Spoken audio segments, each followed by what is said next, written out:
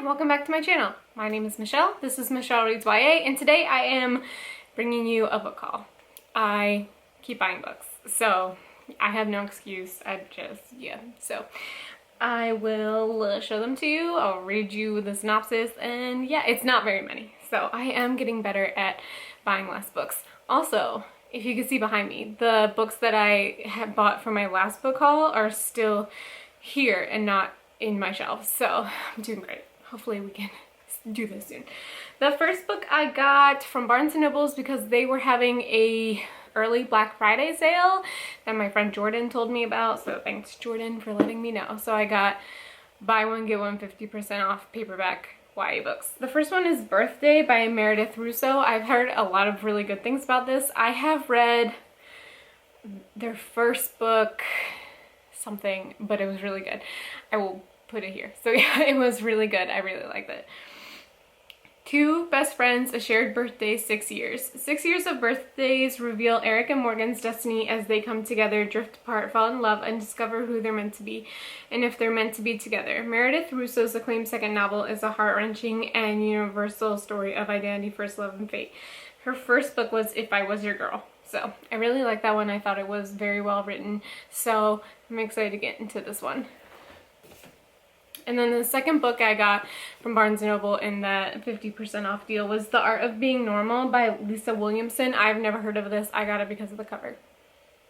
Yeah, I know. On the first day at his new school, Leo Denton has one goal: to be invisible. Attracting the attention of the most beautiful girl in his class is definitely not part of the plan, especially because Leo is a trans guy and isn't out at his new school. Okay, so I'm probably gonna really like this. Glad I got it. Didn't read anything about it. The next book I got because Kayla from Books and Lala did a reading vlog and this was featured on it, and I really liked Layla Sales' second book. Hated her first book, but really liked her second one. I think it's called If You Don't Have Anything Nice to Say, so I wanted to give this one a chance, and I didn't even know she had another book out, so here we go. This is Tonight the Streets Are Ours by Layla Sales. I did not like The Song Will Save Your Life. I thought it was pretty problematic, so I think I am in the minority with that, but I really want to give this one a try. Yeah. Recklessly Loyal. That's how 17-year-old Arden Huntley has always thought of herself. Taking care of her loved ones is what gives Arden purpose in her life and makes her feel like she matters. But lately she's grown resentful of everyone, including her needy best friend and her absent mom, taking her loyalty for granted. I believe Kayla read this because she goes on a road trip, and Kayla doesn't like books about road trips, but I think she ended up liking this one, so I'm excited. The next book that I got is Horrid by Katrina Leno. I got this, one, because of the cover, two, because I read Summer of Salt by Katrina Leno, I think this year, and it blew me away and I loved it a lot. And I own a lot of Katrina Leno's backlist and haven't gotten around to them, but Summer of Salt blew me away, so I am hoping I really like this one. I've heard mixed reviews, but you know. Following her father's death, Jane North Robinson and her mom, Ruth Ellen, moved from sunny California to the dreary, dilapidated old house in Maine where Ruth grew up. All they want is a fresh start, but behind North Manor's doors lurks a history that leaves them feeling more alone and more tortured. I have no idea when I'll get to this, but it took me forever to pick up Summer of Salt, and I really regretted it because it was an instant 5-star read, so hoping to pick this up sooner rather than later. The next book I got because Alana from The Awkward Book Nerd and Mayana from Mayana Reads were both talking about this book, and I sold. So this is The Inheritance Games by Jennifer Lynn Barnes. I read The Naturals by Jennifer Lynn Barnes and wasn't like super blown away about it. I did not continue on with that series, but this sounds really interesting and I really love the cover, and I got it from a local indie so I could support them, so it makes me feel good about myself, you know. Avery Grams has a plan for a better future. Survive high school, win a scholarship, and get out. But her luck changes in an instant when billionaire Tobias Hawthorne dies and leaves her virtually his entire fortune. The only catch, Avery must move into his sprawling mansion full of secret passages, riddles, and codes. Unfortunately for Avery, Hawthorne House is also occupied by the family that Tobias Hawthorne just disinherited. This includes the 4 Hawthorne grandsons, dangerous, magnetic boys who grew up with every expectation that one day they would inherit billions. Mayana specifically said that this was like Knives Out, and I watched that movie. I liked it, so we'll see how this goes. I'm just really excited for this. The next book I got from my friend Chelsea. I will link her channel down below. I think she got this for me because on Twitter I was complaining as usual about like my subscribers or something. I was really close to 600, and then YouTube took like 4 subscribers away for fun, so I was really like being down on myself, and she sent me this to cheer me up, and it sure did. And that's I'll Be the One by Lila Lee. I like put this on my wish list because of the cover, and I know it's contemporary. So thank you so much, Chelsea. This really cheered me up. I needed it that day. Guessman got the mail and was like, it's for you, and I was like, promise you I didn't buy anything on Amazon today. So it was a nice surprise. Sky Shin has heard it all. Fat girls can't dance, can't wear bright colors, shouldn't call attention to themselves. But Sky dreams of joining the glittering, intense world of K-pop and to do that, she's about to break all the rules that society, the media, and even her own mother have set for girls like her. When Sky nails her audition in an internationally televised competition looking for the next K-pop star, she immediately swept into the whirlwind of countless practices, shocking performances, and the drama that comes with reality TV. What she doesn't count on are the highly fatphobic beauty standards of the Korean entertainment industry and her sudden media fame and scrutiny. Super excited about this. I will say I am one of the few people who is not a K-pop stan, but I'm really excited to read about it and maybe get into it. Who knows? The next book is an arc that my book club is passing around, and hopefully I will read this soon and pass it along to someone. And that's All the Bad Apples by Maura Fowley Doyle. I have a couple of her other books on my shelves and have not read any.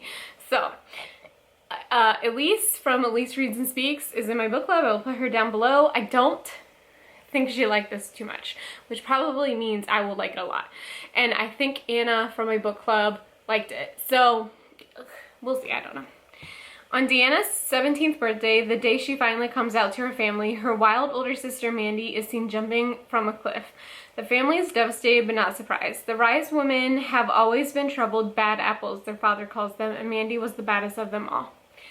Yeah, I think I'm gonna like this. I don't think Elise liked it because there is magical realism, and she didn't like Summer of Salt either because of the magical realism. So I think I'm going to like this. The next book that I got at a different indie bookstore that I like to support, and so this particular bookstore caters to young adult books and children's books. So every time I go, I buy myself a book and then I buy my son a book. So it's equal. So yeah, that's Not What Happened by Cody Keplinger. I don't know. I know she wrote something else. Oh yeah, she wrote The Duff, which I unhauled, but I know a lot of people really liked. And yeah, so I have not read anything by this author, but I'm excited. I've heard this is really good. It's been 3 years since the Virgil County High School massacre. 3 years since my best friend Sarah was killed in a bathroom stall during the mass shooting. Everyone knows Sarah's stories and that she died proclaiming her faith, but it's not true. I know because I was with her when she died. I didn't say anything then, and people got hurt because of it. So, this is half based off of something that happened in the Columbine shooting. I have read Columbine, and there's like a whole chapter about this one girl who apparently when she was being like before she was shot was saying how much she like loved God and God would protect her, and that didn't actually happen. So I think this is based loosely off of that, so it should be interesting. I also highly recommend the book Columbine by Dave Cullen. So the next book that I got from Book of the Month. I decided to try it out. I used Mika's code and got this book for $10. And then every month it's $14 after that. And these books are normally anywhere from like $18 to $32. So I feel like it's a good deal. I have tried so many book boxes and am always so disappointed, mostly because most of the YA book boxes cater to fantasy and sci-fi books that I don't like. So I feel like I get really excited every month to get this box, and then it's a book I know that I'm never ever going to read. So it's pretty disappointing. It's pretty expensive, and then I don't end up liking the book. So I decided to stop that a while ago. And then Book of the Month came out, and I was like, this is interesting, but I don't know. But I actually really like it because you get to pick the book. So I got to pick this book and I'm very excited about it. This is not sponsored. I just thought it was cool that, like, okay, this is a book I think I'm going to read and I can put my money towards it, and I wasn't wasting money on a box and a book that I'm never going to read. So I actually skipped the month of November because I didn't like any of those books, and that was cool that I could do that. So this is the book that I got. This is Home Before Dark by Riley Sager. I have a lot of his books and I've only ever read Final Girls, but I give 5 stars. I really like it. The Lock Every Door is right behind me. I hauled that last time. I want to read it. I just commented on someone else's video that I need to get to these books, and I really think I'm going to like them. So, I mean, them. So this is his newest one. I'm very excited. It's big, but this hardcover would have been like $32 at Barnes & Noble, and I got it for $10, so I'm pretty happy. Maggie Holt doesn't believe in these things, even though they are the details of the story that made her family famous. 25 years ago, she and her parents, Ewan and Jess, moved into Bainbury Hall, a rambling Victorian estate in the Vermont woods. They spent 20 days there before fleeing in the dead of night, an ordeal Ewan later recounted in a horror memoir, House of Horrors. So I believe this is really compared to Haunting of Hill House, which scared the shit out of me. I haven't been able to watch the second season because I still have nightmares about Bent Neck Lady. If you know, you know. Like, I don't do horror well, so like, hopefully this doesn't give me nightmares, but like if it does, cool. The next book I got at that children's bookstore, and I got it because we are reading this for my book club all the way in December of 2021, but I was like, it's right in front of my face, why don't I get it? So I got it. And that's Tess of the Road by Rachel Hartman. This is our fantasy pick for the year of 2021. Am I going to like it? I don't know, but the cover is beautiful. It was right in front of my face, and I was like, I might as well just get this. In the medieval kingdom of Gored, women are expected to be ladies, men are their protectors, and dragons can be whomever they choose. Just as none of those things, Tess is different. She speaks out of turn, has wild ideas, and can't seem to keep away from trouble. Then Tess goes too far. What she's done is so disgraceful that she can't even allow herself to think of it. Unfortunately, the past cannot be ignored, so Tess's family decides that the only path for her is the nunnery. I don't know. Fantasy? I don't know. But dragons? Maybe. So Tatiana, who suggested this book, gave this 5 stars a couple years ago. So I voted for us to read this book, and hopefully I will like it. It's so big. Oh God. Okay. And the last book I got for reasons.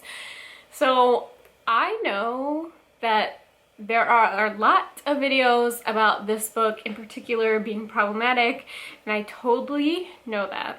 However, I love this stupid book. I reread it this year. I listened to an audiobook for the first time, and I loved it. And I see why it's problematic because there is cheating, but that, I have said this in a couple other videos, that's not an issue for me. So I got the special collector's edition of Anna and the French Kiss by Stephanie Perkins, and I'm in love. It has these nice edges. The inside is beautiful. I have no regrets buying this. I hope the other 2 get collector's editions because I love these stupid books, and I don't care that they're stupid and outdated, and I love NCN, and that's fine. So I got the collector's edition. It's so pretty. It was, so yeah. So that is everything that I've gotten in the past couple months since my last book haul, which was probably in September, so it could have been worse. Definitely could have been better. But yeah, my 5-year wedding anniversary is coming up on Saturday, and Castleman bought me books. So expect a book haul before the end of this year again, and then, you know, just for the rest of my life, you know, book hauls for life. So that's it. Thanks for watching my video. See you in my next one. Bye!